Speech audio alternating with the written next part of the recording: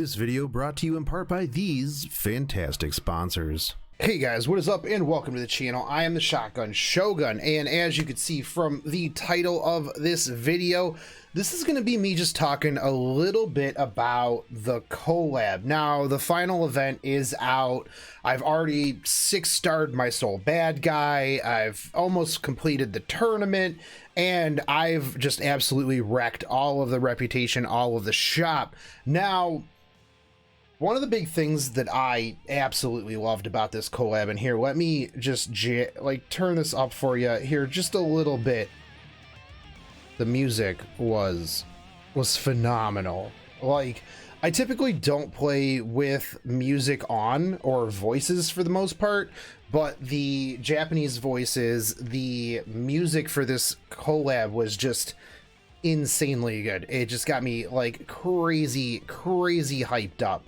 One of the big things though is the sheer amount of grinding and the very like kind of anticlimactic end to it. Like, it almost feels like this week was just kind of just thrown out there and it's like, all right, cool, done. The tournament weeks were a little, I don't know, boring, I guess. Like, I wanted there to be more from the tournament, and there really, I don't know, there really wasn't. Like, it was, yeah, I don't know. The tournament weeks were kind of weird. Like, and I really did feel that this was like very crazy grind intensive. Like, if you wanted to finish everything, like, you had to blow so many leaves, so much skystones on refills. But you know, the big thing is like, they just implemented 3 absolutely busted heroes. Now, you may have seen in other videos me complaining about how Aino wasn't in the game, and one of the big things with that is at the very beginning of this collab, during like the hype phase of the collab, she was on everything, and they really only gave her like a little bit of time in the story, and you didn't even like get to, yeah, I don't know. I was really very hyped at the very beginning because I was like, man, I 100% want this character. I want to put her with Tamarin. I want her to be kind of like the Tamarin, the Moonlight Tamarin. And to not have that character just kind of felt really just kind of, I don't know, it felt like it should have been there, just because, I mean, it's what they used to hype the collab and everything up. So that was kind of a big miss on that part. This event has been a month long. Now, I feel like we got the first login campaign, easy peasy, 100%. That was fine. We got our little events during the you know, you got your little events up there at the top corner. Those have been okay-ish. I mean, anything extra in this game is fairly nice. It's not things that they have to do. There's other games that I play that really don't give you much in the way of rewards in general. Now, I do feel, because this was a month long, that like a second login campaign would have been good. They could have put in some unique gear along with the characters, maybe like a piece of gear that kind of fit the builds of each of the characters, and that would have been perfectly fine. I mean, don't get me wrong, these characters are literally some of the most busted characters in the game. Dizzy is insane, Soul Bad Guy is insane, and I don't care what anybody says, Baiken is just super busted. Now, moving forward, the big problem is going to be that people who didn't play during this event are going to complain, because they're going to go, oh man, I can't do anything against Dizzy because reasons. And one of the things that Smilegate's going to have to do is come through and find a character, something to counter some of these characters. And I think that that is going to be a problem. Now, moving forward, I really wish that they would chill a little bit on the Moonlight characters. They're just like Moonlight after Moonlight after Moonlight after Moonlight, and like realistically, those are not obtainable by like anybody really, unless you're just dropping insane amounts of money. But the awesome thing with this collab is that these three characters can go toe to toe with certain Moonlight characters. Yeah,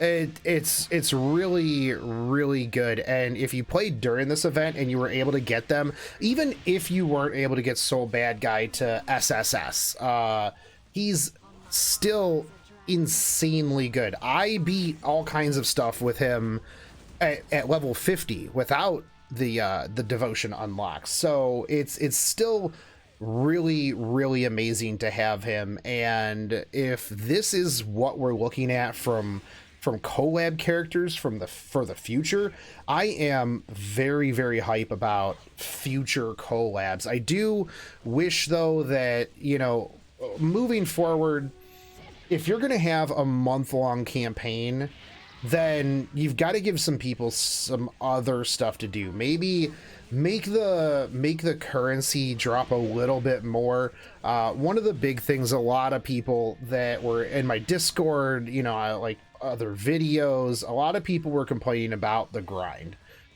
because grinding and clearing everything took away from everything else that you had to do. Now, don't get me wrong, I personally think that if you want to clear the entire shop, then yeah, you should have to spend some refills. You should have to, you know, grind quite a bit, because I mean, that's clearing literally everything. I mean, you could just go through, get Soul Bad Guy, get the artifact. I mean, the artifact's good, but it's not like busted. It wasn't like super, it was super necessary to get at least one, because you were gonna use it for the event. But like after that, like you're not gonna use Junkyard Dog on Soul Bad Guy. You're gonna use Daydream Joker, because that makes him just insane. So that's one of the things with that. So if you optimized your time and you got just the things that you needed, like you don't really need to get the penguins every time. You don't really need to get the runes every time, because you can just get those outside of the event. You know, get the catalysts that are, you know, especially the epic catalysts all the time. But from a CoWeb standpoint, I think that this one was amazing. It completely caught me off guard when we were first like theorizing what it was. We were talking about how, well, they're going to try to keep with the playable anime feel that they talk about, you know, Epic 7, the playable anime. And so we were throwing around, oh, could be Dragon Ball Z, could be One Piece, Legendary. When they came out with Guilty Gear, literally blew my mind. I was like, wait, Guilty Gear? Really? I mean, don't get me wrong, love Guilty Gear. I would have loved to have seen Faust or May in here, because May is Bay. But I'm actually really happy with the characters and what they did. Again, kind of sad, no Ino, but you know, is what it is. Is what it is, boys. But one of the things that I was talking to somebody today about is it would be really interesting to see if they continue down the fighting game path. Like, they've already established that they're willing to collab with fighting games, you know, anime style fighting games. What could be next? Street Fighter, Blaze Blue. I would love to see a Guile character, or, you know, Ragna the Blood Edge. You know, there's so many things that they could do, and that's going to be a spin-off video. What I think that Epic 7 could do moving forward to capture a huge part of the market and really take this game and mobile gaming in general to the next level. Now, one of the big things that I thought was really cool was that during this collab, there were multiple times that Epic 7 broke top 10 grossing for both iTunes and Play Store, meaning that they are a massive competitor now in the mobile space. And doing these collabs, bringing content regularly, updating every week, talking to people, changing things, to help with like the complaints. I know everyone's going to complain anyways. There's never enough free stuff. Like, trust me, I'm one of the biggest proponents about more free stuff. Keep your people playing. Your people are going to be just throwing cash at your game.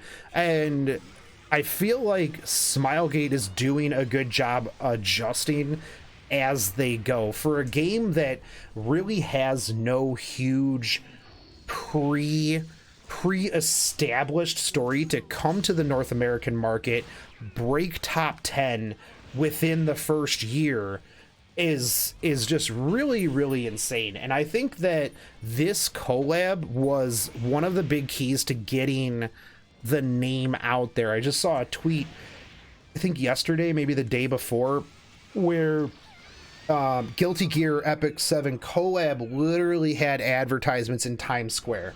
Like, that is PR done right.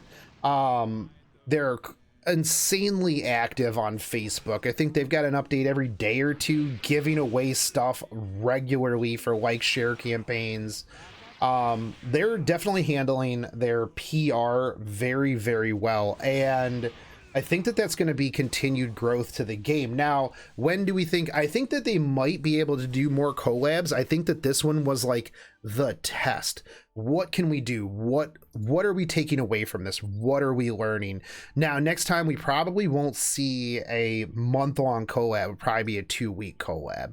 They'll probably adjust some of the numbers because, like I said, this one was crazy grindy. You've got people out there saying, oh, this isn't free to play, blah blah blah. But regardless, if you wanted the characters, you could get the characters, no problem, easy clap. All you had to do was finish the tournament.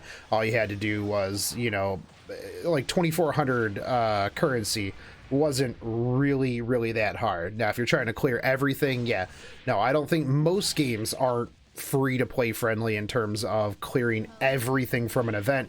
Take Azure Lane, for example. Like, you're not clearing any of those ladders free to play, by the way. But still, my takeaway from this was I thoroughly enjoy these characters. I do think that a couple of them are a little busted, but I would have liked to have maybe seen more characters. I'd like them to start implementing more 3 and 4 stars. Like, everything's 5 stars or Moonlight, and those aren't necessarily attainable for the normal person.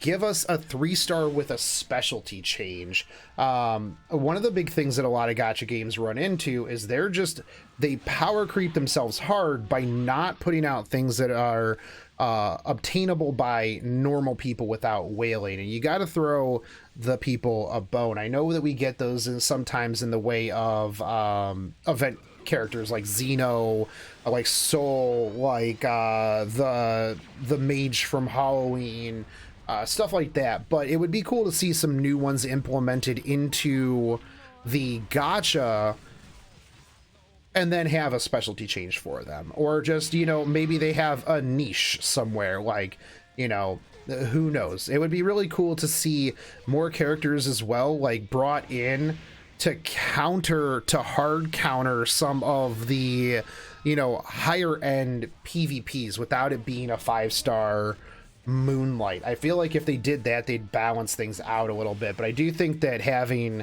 Soul in, once people figure out how to play him, he's going to be really, really interesting. And we'll see how he shakes things up in PvP. I know for a fact, like, in the raids, 100% focus on him, because he makes a couple of the fights completely trivial. Like, completely trivializes a good handful of the raid events. So definitely worth your time. But yeah, no, I'm just gonna say, like, overall, I feel like for a first collab, other than the first day with like the server issues and them being kind of not really communicative and just giving us some energy, like I felt like we could have gotten a little bit more in the way of apologems from the RAS running simulator the first day. But overall, I think that after those issues the first day, they handled everything else pretty well following that up. So that's kind of my feelings on it. I absolutely love Dizzy. I absolutely love Baiken. I absolutely love Soul. I think that all three of them are fantastic. And I mean, obviously I triple S Baiken and Dizzy, so I obviously have to have thought that they were pretty a-okay, because I don't typically do that for most characters. But anyways, that was just kind of my feelings, my opinions on it. I think it was good. I think they could have done a little bit more, but I think that overall it was not bad. Next time, Smilegate, maybe give us a little bit more in the login rewards, especially if you're going to do an extra long event like this. Give us some unique gear. People really like unique gear. The only problem though with unique gear is that if it rolls like crap, guess what? You're stuck with it. Smilegate, there's another suggestion. Give us a way to re-roll unique gear. If it's like off Wyvern, who cares? Go farm Wyvern some more. But like if it's arena gear or like a unique event piece of gear and it rolls bad stats, either lock those stats in so that it's guaranteed when you get it to plus 15 it's this and this, or give us a way to re-roll it. That's because there's nothing worse than spending all of your hard-earned points on a piece of gear for it to roll just literal garbage stats.